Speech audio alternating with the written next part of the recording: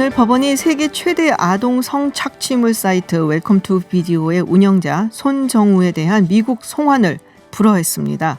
이로 인해 해당 재판을 맡은 강효수 판사의 대법관 후보 자격 박탈을 촉구하는 청와대 국민청원까지 올라오는 등 재판부의 결정을 비판하는 목소리가 커지고 있는데요. 법원은 왜 손 씨에 대한 미국 송환을 불허했는지 승재현 한국형사정책연구원 연구위원과 이야기 나누겠습니다. 어서 오세요. 네, 안녕하십니까. 네, 유튜브 TBS FM 들어오시면 보이는 라디오로도 함께 하실 수 있습니다. 자, 법원이 손 씨의 미국 송환 불허 결정을 내렸습니다. 이게 어떻게 된 건지 처음 들으시는 분들 혹은 약간 좀 뭐였지 하고 헷갈리시는 분들 조금만 설명을 부탁드릴게요. 사실 뭐 다크웹이라 그래서 특정 브라우저를 통해서만 저희들이 이제 접속할 수 있는 그 브라우저에서 세계 최대의 성착취물을 이제 운영했던 사람이 손정우라는 사람이었고, 이제 이 손정우 씨가 사실 대한민국에서는 1년 6개월 확정 판결을 받고 난 다음에 미국에서 범죄인 인도 요청이 들어왔습니다. 이거는 다른 범죄 부분이죠. 자금 그렇죠. 세탁. 예, 자금 세탁 부분. 그러니까 아동 성착취물에 대해서는 유죄 판결을 받고 이제 미국에서는 그와 이제 같은 범죄 중에 여러 가지 범죄 인도를 요청했는데 이제 한국과 미국 사이에 맺어놓은 조약에 따르면 이미 대한민국에서 확정 판결을 받은 범죄에 대해서는 범죄 인도가 안 된다라고 하니까 살펴봤는 게 이제 자금 세탁과 관련되는 범죄라서 거기에 대해서 법무부가 이미 첫 번째로 한번 살펴봤어요. 한국과 미국 사이 범죄인 인도 조약상에 혹시 문제 있는 범죄가 아니냐라고 살폈을 때 법무부는 문제 없다, 이거 송환해도 된다라고 해서 법무부 장관의 허가를 받아서 이제 고등법원에 이 손정우 씨를 미국에 보내겠습니다. 법원이 최종 판결 좀 해주십시오라고 요청했는데 법원이 한 3번 정도 변론 기회를 열더니 저도 오늘 아침에 막 다른 일로 너무너무 바빠서 막 열심히 뭐 다른 일을 하는데 갑자기 막 문자가 오는 거예요. 그래서 성 박사, 이거 손정우 씨 인도 불허 결정 났어. 이렇게 와서 이게 무엇인가를 살피고 오늘 사실 하루 왼종일 여기에 이제 천착해서 도대체 이 판결이 왜 이렇게 나왔을까? 그러니까 왜 이렇게 나온 건지 많은 분들이 궁금해하고 계세요. 사실 이게 변호인 측 주장은 다 배척을 했어요. 변호인이 첫 번째 보정이 있어야 된다라고 했는데 이게 협약 조약이 있으니까 조약이 특별법이기 때문에 보정 없이 가더라도 손정우가 다른 범죄로 처벌받지 않는다. 그건 걱정하지 마라. 두 번째는 이 자금 세탁에 관련된 범죄에 대해서 대한민국에서 혐의가 없다. 이거는 죄가 아니다. 이렇게 얘기하니까 법원의 이제 판사께서는 아니다. 이건 죄가 될 수 있는 개연성이 충분하다. 이렇게 이야기를 했고, 그런 과정 속에서 변호인 측의 주장은 다 배척하면서 오히려 판사께서 재판부에서 새로운 인도 불허 결정 이유를 밝혔는데, 그게 뭔데요? 그게 지금 제가 이 부분을 오늘 여기 오기 전까지도 고민을 했는데, 지금 웰컴 투 비디오와 관련된 아동 성착취물의 수사가 진행 중이다. 그렇기 때문에 손정우 씨가 대한민국에 머물러서 이러한 실체 진실을 발견하고 이러한 회원들을 발본색원하기 위해서는 손정우를 적절히 활용하는 것이 필요하기 때문에 송환을 불허하는 것이 맞다. 오히려 손정우가 국내에 있어야 이러한 아동 성착취물은 건절될 수 있다. 이렇게 이유를 밝히셨는데요. 첫 번째 제가 드는 생각은 이게 사실 뭐 손정우를 보내지 않는다는 게 합리적 이유가 있으면 저희들은 뭐 거기에 대해서는 어떻게 판단할 수가 없는 거잖아요. 뭐 그건 판사님의 생각인데, 첫 번째 판사님이 드신 첫 번째 이유, 지금 웰컴 투 비디오와 관련된 수사가 진행 중이다라고 하는데, 뭐 제가 이제 뭐 정보력이 짧을 수도 있는데 경찰에 전화해 보니까 이미 수사 완결되었다. 라고 얘기하고 법무부에서 이와 관련된 수사가 더 진행되는 부분이 있느냐? 진행되는 부분이 없다. 그다음에 공보 판사께서도 이런 말씀을 하셨대요. 내가 봐도 잘 모르겠다. 라고 말씀하시고, 뭐 그 고법 관계자가 언론에서 나오는 이야기로는 그 회원 명단 중에 우리나라 사람이 많기 때문에 그럼 우리나라에서 그 회원 명단을 찾기 위해서는 손정우가 필요한 거 아니냐라고 하는데, 이미 수사 다 끝났는데 이 수사를 진행 중이라는 것은 모르겠습니다. 정말 사람 10길 물 쏘고 나라도 한 길 사람 속은 모르고, 이 수사가 진행되는 것이 검찰에서 피해 사실 공표를 해가면서까지 그 고등법원에게 알렸다라는 점도 모르겠고, 그래서 뭐 사실 재판부가 왜 이 웰컴 투 비디오와 관련된 수사가 진행 중이기 때문에 손정우를 보내지 않아야 한다는 이유는 조금 더 자세하게 좀 밝혀주셨으면, 이게 범죄인 인도법에도 나오거든요. 그 인도 송환 거절을 했을 때 그 이유는 구체적으로 알려야 한다, 밝혀야 한다 이렇게 나왔기 때문에 지금은 저희들이 잘 모르니까 제가 네. 거칠게 이렇게 말씀 올리지만 내일이라도 이 부분에 대해서 어떤 수사가 진행 중인지 그리고 사실 지금 우리가 문제가 되는 건 2020년에 디지털 성착취 범죄거든요. 네.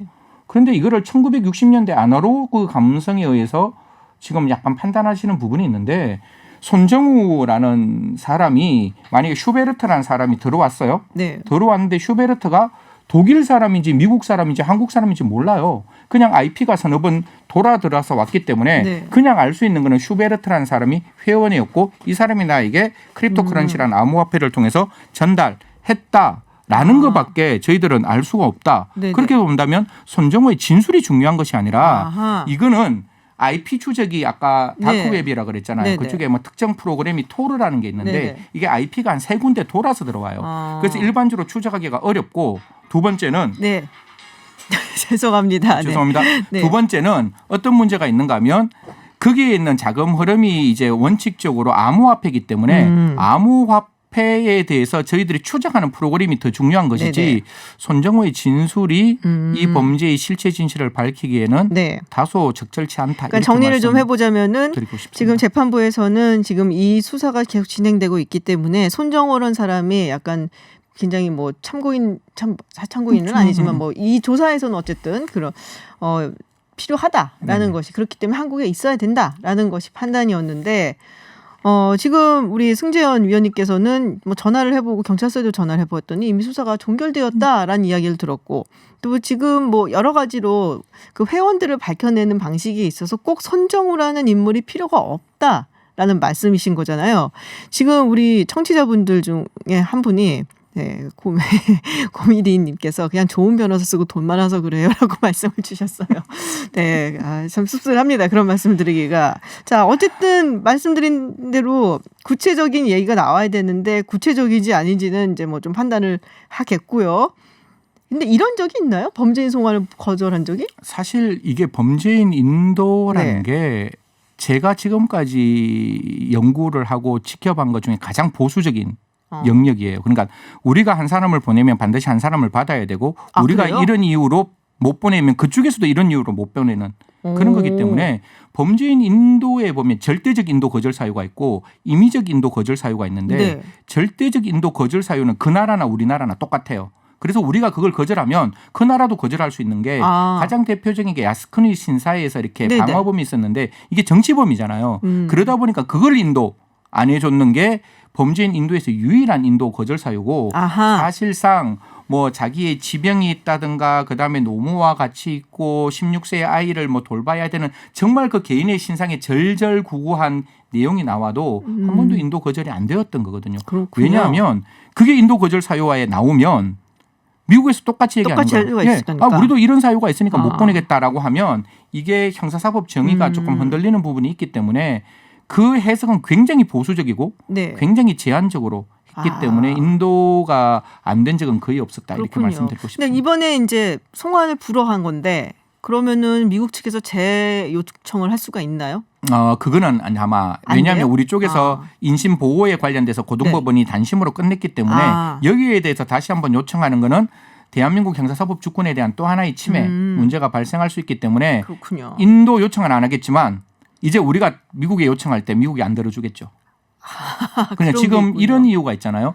지금 이제 법원에서는 이런 이야기를 했어요. 손정호가 대한민국에서 활용하는 게 정말 필요하고 이러한 어떤 네트워크 범죄는 범죄지가 중요하지 않다라고 이야기를 해서 이제 송환 인도를 거절했다. 이거는 범죄인 인도법에 없는 내용이거든요. 새롭게 어떻게 보면 제한적 인도 거절 사유를 만드는 듯한 느낌인데 미국에 있는 A라는 주에서 미국 사람이 다크웹에 들어와서 대한민국 미성년자를 발견하고 유인을 해서 성착취 영상물을 만들었어요. 네네. 그래서 그걸 배포를 했어요. 대한민국 사정당국이 발견했죠. 그래서 야, 저 친구 좀 보내줘 라고 할 때 그 친구가 이 판결문을 번역해서 가져가겠죠. 지금 나는 이 미국에서 나를 활용하는 게 적극적으로 필요하고 네트워크 범죄는 범죄지가 중요하지 않으니까 네. 나를 송환하지 마라. 미국에서도 한국에서도 송환 안 해줬으니 나도 송환될 이유가 없다라고 이야기할 수 있는 개연성은 열려 있다. 이렇게 근데 말씀드리죠. 거기서는 그냥 거기서 처벌받는 게 훨씬 더 셀 거예요. 한국에 와서 처벌하는 것보다 미국에서 훨씬 더 세게 처벌하기 때문에 오고 싶어 할지도 몰라요. 오히려 그쪽에서. 네네. 네. 근데 지금 이제 손정우 씨가 이제 수사를 또 받아야 되는 상황입니다.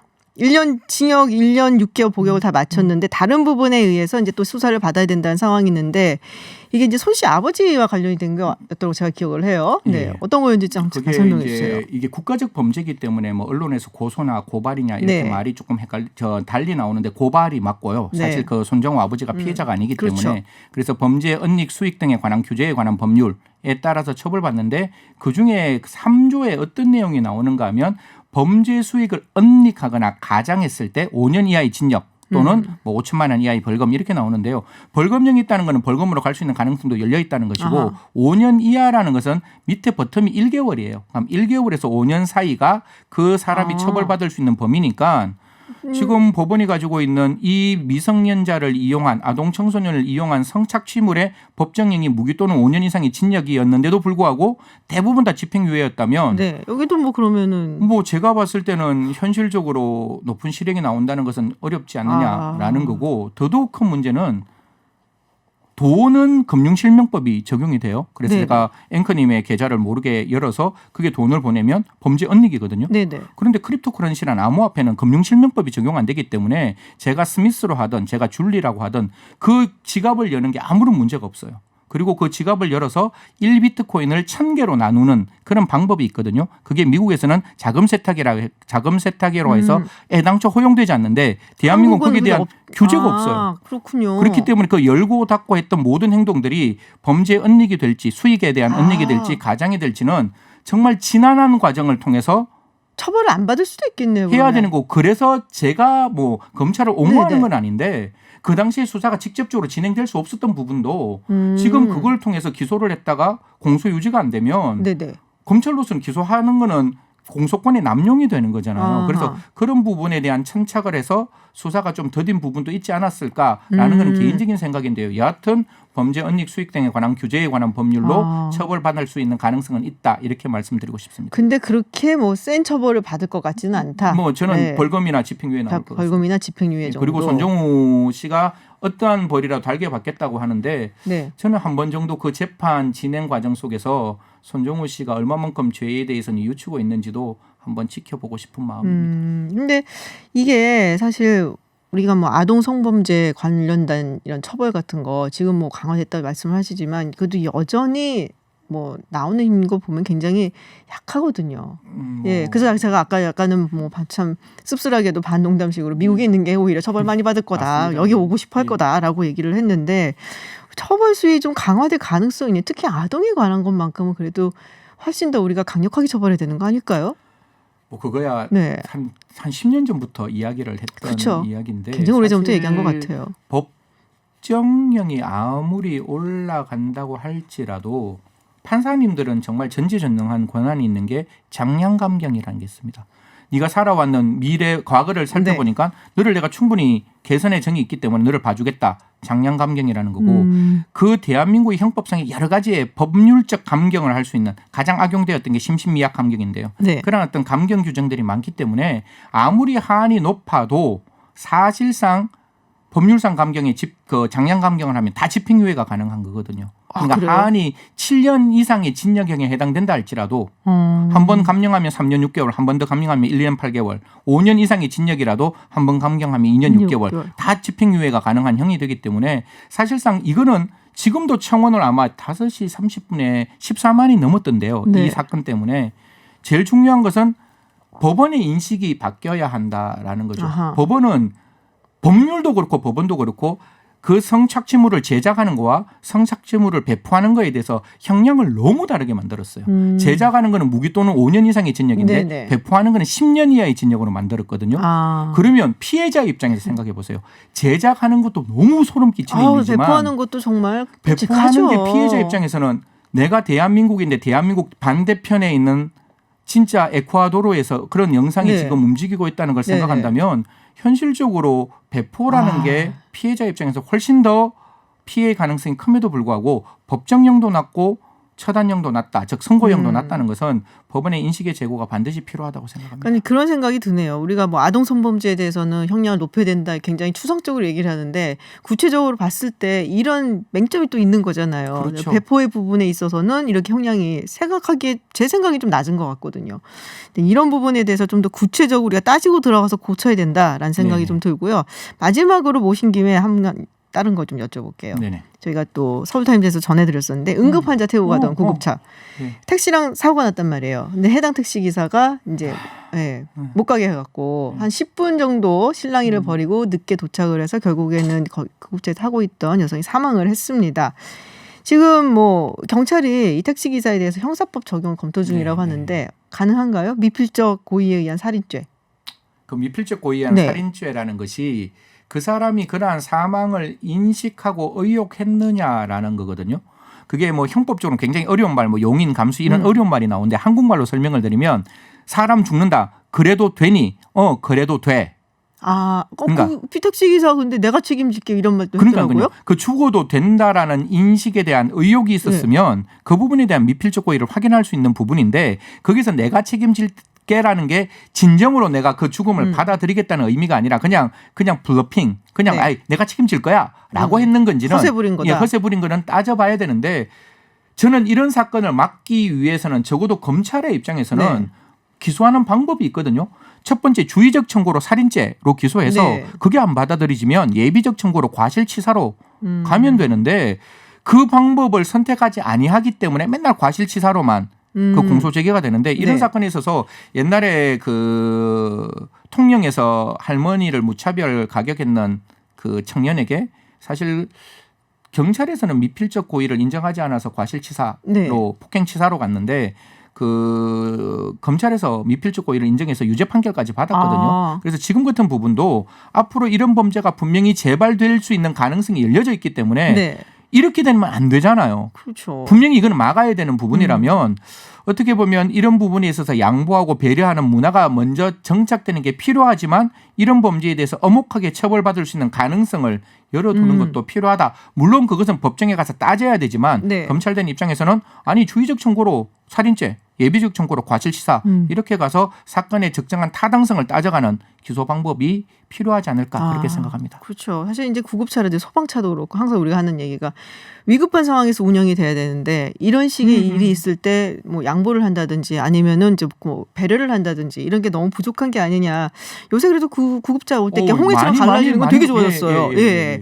근데 좀 이번 이슈를 계기로 해서 좀 더 말씀하셨던 것처럼 이거 잘못하면 굉장한 처벌이 있다라는 경각심을 일깨워주는 것도 좀 중요한 부분이 아닐까라는 생각이 듭니다. 한 가지만 딱 더 보태면 이게 뭐 다들 그렇지는 않습니다. 뭐 진짜 일부인데요. 사설 응급 자동차가 남용되는 경우도 분명히 있거든요. 그래서 사설 응급차를 운영하시는 쪽에서도 절대로 이걸 남용하는 환자가 아닌데 환자를 실은 듯한 느낌이 드는 그것은 반드시 없어져야 된다. 이렇게 또 말씀드리고 싶습니다. 물론이죠. 양치기 소년 이야기 있잖아요. 자, 오늘 손정우 씨 이야기 그리고 구급차 사고 이야기까지 함께 나눠봤습니다. 승재현 한국형사정책연구원 연구위원이었습니다. 고맙습니다.